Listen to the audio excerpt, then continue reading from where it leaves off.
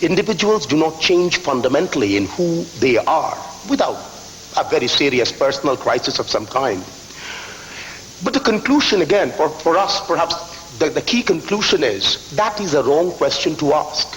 Revitalizing people has a lot less to do with changing people and has a lot more to do with changing the context that companies, that senior managers, that people in this room create around their people. Now, context, some manager called it the smell of the place. It's a hard thing to describe. And let me try to describe it the best way I experience it, through my sort of personal experience, if you wish. I teach at the London Business School. I live in London, have done so for the last year and a half. Before that, I lived in Fontainebleau in France for about 8 years. But one look at me, and then one sound of my accent, and you know I do not come from either of these two wonderful places in the world. I come from India, from the eastern part of India. My hometown is the city of Calcutta. So every year I go to Calcutta in the month of July. That's the only time when my children have a summer vacation. Now, Calcutta is a wonderful town in winter, autumn, and spring. But summer, well, the temperature is 102, 103. The humidity is about 99%. And I feel very tired. Most of my vacation, I'm tired. I'm indoors. I used to live in Fontainebleau. And this I genuinely challenge you. Go to the forest of Fontainebleau in spring. Go with a firm desire to have a leisurely walk. And you can't. The moment you enter the forest, there is something about the crispness of the air. There is something about the smell of the trees in spring. You'd want to jump. You'd want to jog. You want to catch a branch, run, do something. And that, I believe, is the essence of the problem. Most companies, particularly large companies, have created downtown Calcutta in summer inside themselves. And then they complain. They say, you know, you are lazy and you don't take initiative and you don't take cooperation. You are not changing the company. The issue is, it's not about changing me. I have a lot of energy in spring in Fontainebleau. And I'm a bit tired in summer in Calcutta. And that's the issue. To change ultimately beyond all these abstractions of strategy, of organization, of processes, at the end, the issue is, how do we change the context? How do we create Fontainebleau forest inside companies? Now, what's the typical context? Typical may be too strong a word, but what's the context that you find in many companies?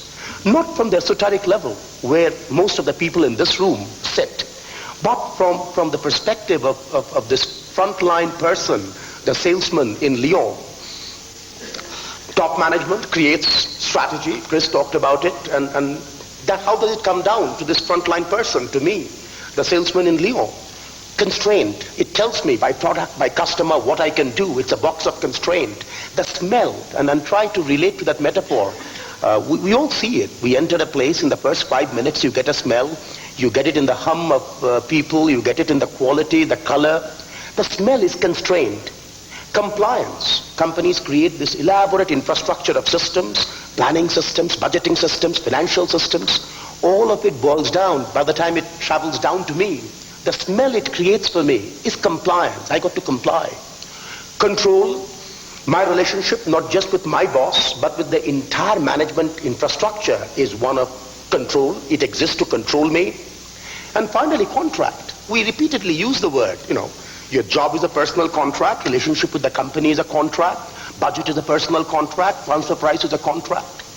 So, constraint, compliance, control, contract, that's the smell we create. That's what I live in. And then we say, you've got to proactively create change, you have to take initiative, you have to cooperate. Where are you going to get those behaviors?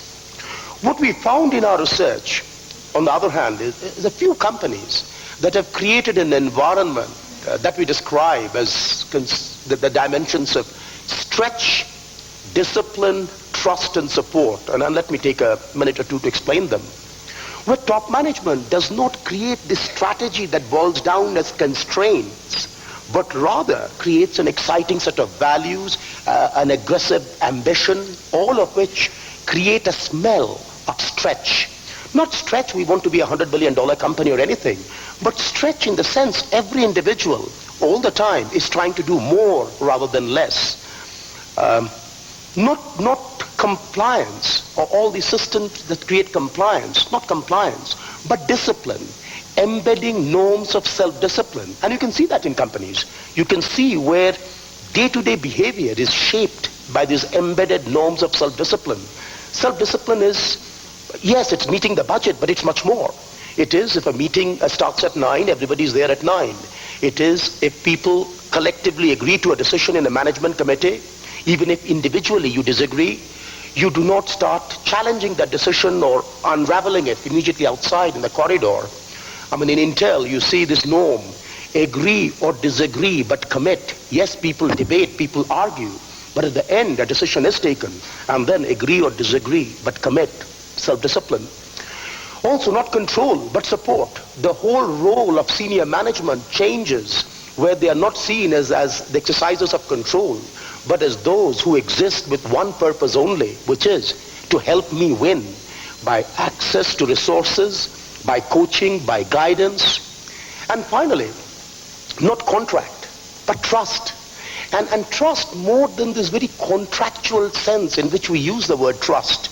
Trust in the sense that says, if you carry that card, I may be in Australia and you may be in the United States. I may have never met you, but the fact that you carry the card is good enough for me to let go of the safety of business as usual and fly, knowing that you will be the safe pair of hands at the other end. So stretch, discipline, support, trust.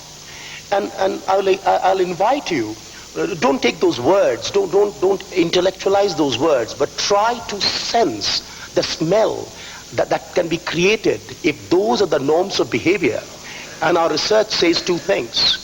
One, it is possible to create that smell in companies. There are companies, and of the companies that were part of our sample, 3M is one example, where a management can create the smell and protect it over long periods of time. That's assertion one. It is possible to do it and protect it. Assertion two, it is also possible for a determined management that has inherited more of the downtown Calcutta in summer to convert it to the Fontainebleau Forest, to that new context. And while we do not know Alcoa or Piat very well, I mean, from the discussions we're having this morning, some of that has been done in their companies, but we have seen others where it has been possible. And the statement that we would make is, ultimately, what's the test of quality of management of a company? Performance, we know, is a very noisy measure. This, to our mind, is a real test of quality of management, the context that managers create that shapes the behaviors of people, creating this stretch, discipline, trust, and support.